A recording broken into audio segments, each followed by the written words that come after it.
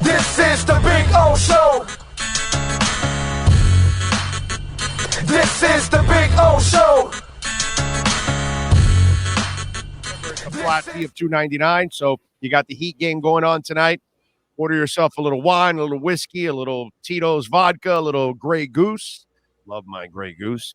Maybe a little Edge energy drink. Yeah, baby. MyEdgeDrink.com also. But really, at Liquor Split, you can get the Edge, and you can use it as an elixir to mix in that vodka, mix in that rum. It's a beautiful thing, man.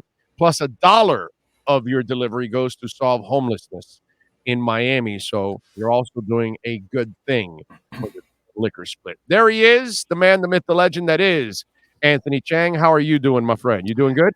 Good, Big O. How are you? Is that Cuban coffee you're drinking? No, it's honey and lime. Wow. For That's better for you. That's better for you. That's much better. I need it for the throat, bro. When you talk for hours, you got to lubricate the engine. You know what I'm saying? I understand. So very important. Actually, the listeners gave me this tip, and it's helped out immensely, too. It's been really, really good. All right, that performance Sunday night, that was fun. Sunday afternoon, that is. Yeah. As they took care of business against the Hawks. And the angle that they used to attack Trey is the right one. And they did. And hell, they didn't even have to use the secret weapon, Caleb Martin, the Trey Young stopper, because I'm sure, he was probably looking forward to doing some of that. But they really did a good job of attacking him and trapping him. Yeah, it's kind of what we expected, right? And I think it's what the Hawks expected. It's what they've been doing all year. The only difference was, like you said, Caleb Martin was not the one on him for most of the game. In the regular season, it was Caleb who was on him mostly. So that was a little bit surprising. But other than that, it's kind of what we thought they would do. They switched. I mean, everyone on the court can pretty much defend him, which is incredible.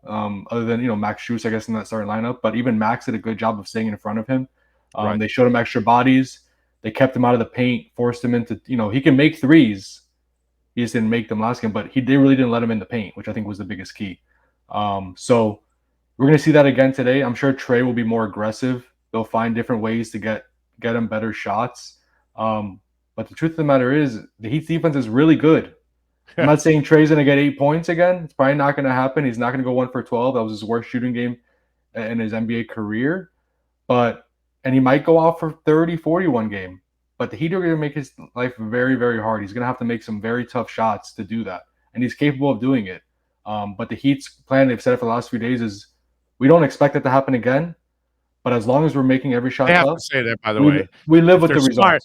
Yeah, you don't want to be Bruce Brown, by the way. Okay, that's right. What you want to do. You want to avoid Bruce Brown. Okay, for sure. It's just it is probably an outlier. I mean, that was his season low in points. The third game ever, he's made 1 shot in, so not likely to happen again. But the point is, if they're making his shots tough, they'll live with the results, and most likely, more games than not, he's not going to be that efficient. Yeah, I agree with you. I don't think he'll be that. I don't think he'll dominate a game. I'm sure he'll get hot. But I just don't see him efficiently exploding. You know what I mean? Sure. It's going to be where it's volume, because that's who he is. And listen, in the end, I hate to look at it this way, but if you're the Heat, tonight is a must win. And I don't mean by that if you lose this game, oh my God, you're at risk. I think they're going to win this series. But I talked about this with Ira. If you're smart, you put the hurting on them today. And then you try to put another hurting on them in Atlanta, and you want to make sure you put them in a position where they feel no hope. Why? Because you need to rest Tucker and Jimmy, and Lowry. These guys, let the other series last a little longer. You have an opportunity. Trey's not healthy. Collins just got back. You can tell he's not himself, and Capella's not there. If they were fully healthy, this might be a competitive series. Yeah. And I still think Miami wins, but it's at least more competitive, and maybe they win 1 or 2 games out of this thing. But right now, I think the team I saw on the court right there with Atlanta, you must sweep these guys, and it starts with winning tonight, because you got to take advantage of all these days off. Yeah, and not to mention that Philly series against Toronto, which we thought was going to go deep, Oh yeah, it's It not. could still, but I don't think it doesn't look like that, especially with Scotty It Barnes on looks and Gary terrible, Trent dude. Jr. Maxey has just made an enormous difference for them, man. Yeah. So that series could go very quickly too. So that's another reason for the Heat to want to get some rest, because you don't want Philly to have a week off and the Heat going, 2 or 3 days and going into the next series against a team that had a week off. So that's another motivating factor to get this done in 4 or 5, you would think. But yeah, I think healthy Atlanta for an 8 seed is a good team. I still think the Heat win because they're the better team. But without Capella, which Capella is very important, not only for his rebounding and his defense, but He plays well against Miami. He plays well against Miami, and he's important to Trey. I mean, those screen and rolls, that's their go-to play. And huge. Capella is one of the best rollmen in the league, and without him, they don't have that, and that hurts Trey. That's another reason why the Heat can really just lock in on Trey. So that's a big deal. So I think the Heat are a better team to begin with, but without Capella, with Collins not even close to 100%, this series shouldn't go longer than 5. It really shouldn't. Yeah, I think you should sweep them. I really do. I think this is a series that you need to take advantage of, just in case the other one is short, or it does get extended. Yeah. I don't know, man, because it's just wow. Toronto looks completely outmatched. Yeah. Holy crap, man! Yeah. The one that surprised me yesterday actually was Dallas. Jalen Brunson. Wow, I thought Utah would win that game, and Jalen Brunson. Wow, that was a performance, dude. A hell of a performance. And their 3-point shooting, and Dallas, and now they have a couple of days off where Luka can get healthy. That saved them. That could have saved their season right there, just that one game. Yes. If you get time to get Luka back, they can win that series. Yes, they can win. If they get Luka back in this next game, that would be absolutely enormous. All right. You look at this game, he's not one of changing much in rotations, and plus you kick their ass. So there's no changes, right? You don't expect a rotation at the back end of the rotation. Like, we didn't use you guys in this game, we're going to give you some minutes in this one, we're going to give you less or something. Like, you don't expect that either, right? I don't expect that. You never count that out with Spo, because he could change rotation on a dime. But I think the only way that happens is if the Heat are down 15 points, Trey's going off for 30 points, and they put Caleb in there just to give him a different look. I could see that happening. But if everything goes as planned and you're winning most of the game, I don't see them going into this game thinking we're going to change up the rotation. I think we'll see the same 9, which again wasn't too surprising. I think we kind of figured those would be the 9. The only kind of surprising part was the Caleb omission. But they feel comfortable. And look at we talk about their depth of scoring. How about their depth of defenders? Where, like you said, Caleb is one of their best defenders. He's not even in there. You have Gabe Vincent, Kyle Lowry, PJ Tucker, Jimmy Butler, Bam Adebayo, all out there who could lock up a guy like Trey. I mean, Gabe Vincent picking him up full court and pressing him and pressuring him. To me, he was the under radar player of the game. He really was. He had a lot of really good plays. Yeah, 8 assists and 1 turnover, I believe it was, or something stupid like that. And most people aren't going to talk about his. Was it 8 or 7 assists? Let me look it up again here. 8 assists and 7 assists and 1 turnover. Yeah. I mean, dude, I know they only scored 8 points, and that's why you'll overlook it. But I thought Gabe Vincent was a sweet under the radar player in that game, man. I really do. And he's the one that probably you would have said, okay, maybe you don't play Gabe Vincent, you play Caleb Martin instead. But man, Gabe Vincent, it looked like the right move, because like you said, he gave him another facilitator, a guy who can run the offense, a shooter, and someone who can pick up Trey full court and do it well. So I don't expect many changes or any changes at all to the rotation unless something unexpected happens tonight. Anthony Chiang joining us from the Miami Herald. He joins us twice a week here with our Liquor Split Miami Heat report. And of course, you can tap that app, baby, iOS or Android. Download it, Liquor Split. And maybe you're having a meeting, you forgot to get the drinks, you want to order a little whiskey, a little wine, a little bourbon, a little maybe soft drinks. They got snacks, they got chips, they got all kinds of stuff. Liquor Split, man. Tap that app, and it's a flat fee of $2.99. So download the app at liquorsplit.com or go to your iOS or Android app store, and you can find it. All right. We all want to be, starting, right? I want to be a teacher. I don't want to be a teacher's aide. I want to be the Heat lead beat guy. I don't want to be the backup guy. I want to be a starter. Okay, and we can understand that. And Duncan Robinson, unfortunately, lost his starting job to Max Strus. Now, while it's unfortunate in one way to Duncan, obviously, and fortunate for Max Strus, in the end, in hindsight, does it now become a blessing for everyone? Because now you've got Duncan and Tyler coming off the bench, which is like 50 points potentially every time with those kind of guys. Two, Duncan now doesn't have to cover starters, and starters are no longer covering him more often. Now you've got backups that have to catch up to him, and he, in turn, also has a better chance of defending a backup.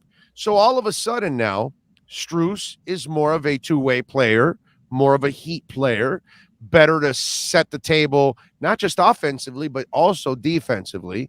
And Duncan coming off the bench now with Tyler, it becomes incredibly dangerous.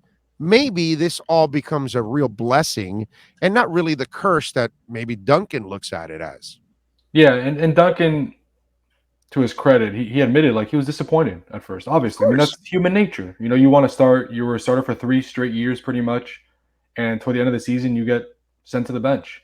Yeah. But yeah, I think it was interesting. I asked him a question, just kind of what's the biggest difference about coming off the bench as opposed to starting for him. What his role is the same, obviously, to make threes and space the floor, but what's different in the nuances of the game coming off the bench? And he said he felt like he's less prepared for, like deep, because when you're starting, you know that starting unit of the other team knows you're going to be on the court. Now he's going up against a different combination that who knows who's out there from the start of the game, So he feels like in the first few minutes he's able to get a few open shots that he wouldn't normally get because of that. So I thought that was interesting. Second, I think like you said, he doesn't have to defend starters, so that helps. When you saw it last game to open the game, and the Hawks hunted Max Strus early, and Max held his own. I'm not saying Max is an all-world defender; he's not, but he's able to hold his own against certain guys. Better than Duncan. So I think in that regard, it helps too. And then yes, now Max is starting and Duncan's coming off the bench. But what we've seen over the last few weeks is whoever has the hot hand is going to play more between those two. But just because Duncan isn't starting doesn't mean he's not going to play more than Max. Doesn't mean he's not going to play 25 plus minutes a game. If he has a hot hand like last time, or it was another game in the regular season where he also played well, he gets those minutes over Max. So I think he'd have a great luxury of saying, okay, who's got it going? This is the guy that's going to play more because he has a hot hand. And sometimes it'll be Max, sometimes it'll be Duncan. So yeah, at first I must admit I was a little bit surprised by the move. I've been as you know, Big O, I've been a Duncan supporter. That starting lineup was very successful together for most of the year, but now looking to see how it's worked out, I must say I think it probably is good for all those involved. Yeah, I certainly. I mean, listen, I've been crying from the top of the mountains for this change for a while, and I'm a Duncan guy too. I just think Strus is better suited to be the starter because he gives you something on the defensive end. He just has that moxie that I've never seen and never will see from Duncan. It's just not in him. You can tell he's just not that guy that has a little bit of a nasty streak on defense. So I like what I see there. All right, let's put you to the test. Heat by 7 over and under 219. Do you like any of those numbers, and for who? I would say Heat cover that. I still think I think the Heat are the better team. I think they win by I don't think it's by 20-something points again or whatever it ended up being 10, game 12 one. points, But right? You think I think like around 10 points. I think they end up pulling away toward the end and they win by double digits. Yeah, you and I total, are thinking totals are tough. The Heat can have another hot game and it can go over, but so I wouldn't I'm not gonna touch the total, but I think the Heat cover. All right. Grizzlies by 7 over the T-Wolves, who are leading 1-0 in this one. Interesting. Grizz have to win. After the season they had, they better win tonight, bro. So much of the playoffs is about like who needs the game more, right? And the Grizzlies need this game. I mean, Minnesota got that one on the road to start. They stole home court. I think the Grizzlies are obviously a very good team. We've seen that. So I think they win tonight. Going away. That kid put on a show for the T-Wolves, bro. Oh yeah. All right, so you're laying the 7 then. Yeah. Wow, that's ballsy. Okay. Yeah. Suns. This is not a series. 9.5 versus the Pelicans. Over and under 221.5. Again, I'll stay away from By the the way, total. the T-Wolves Grizzly is 241, dude. The over and under. Wow. Compare that to the Heat's over under. My God. I don't know. That's tough. Big. I guess I'll say I don't want to go 3 straight favorites, but I'll say the Suns cover. Yeah, I say the Suns. You gotta. They're clearly the better team. Yeah. You got it. All right. What are you working on in the Herald leading up to the game so folks can check you out, my friend? Yeah, we have a story up today about Markieff Morris, actually. Just talking about, he was here. He came here to play, right? He came here. He thought he was going to be an important part of the rotation. The season didn't go the way he expected to, obviously, with what happened in Denver and missing most of the season. He's not in the playoff rotation right now. But he's really taking a professional attitude, and we talked. Barry actually spoke with him at practice yesterday. Barry Jackson, my colleague. But does he take responsibility at all? Because he still blames it on Jokic when. Yeah, but I think that's a big part of it. You initiated the dirty shot because you weren't going for the ball either in that play, and he got pissed because maybe he could have gotten injured at that moment, and he retaliates. That's the only thing that I don't like about the Markieff Morris thing. I haven't heard him take enough responsibility. He's part of the reason why he's out of this. He put himself in this position. He didn't have to take that dirty shot at Jokic. Yeah, I spoke about when he came back, and he said, I'm not saying he didn't take blame for it, but he said, that was a hard foul. I was just trying to do a hard foul. We were frustrated. It wasn't anything dangerous. So he considers it a hard foul. The Jokic thing was a dangerous play. I mean, I'm not saying it wasn't instigated by Markieff. Yeah, that was a very dangerous play. Yeah. Yeah, it was dangerous, but if you look at that play, you could have hurt Jokic too, and you weren't going for the ball, dude.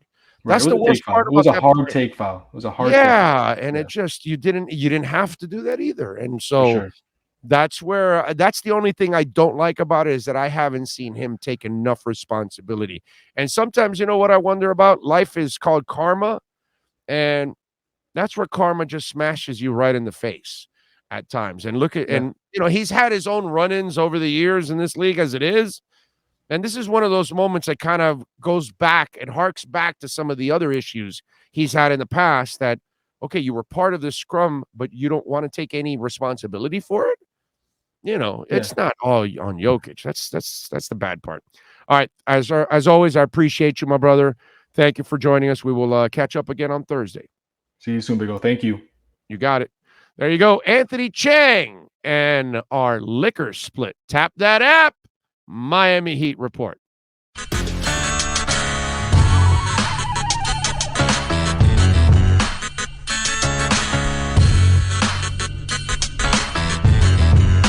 This is the Big O Show.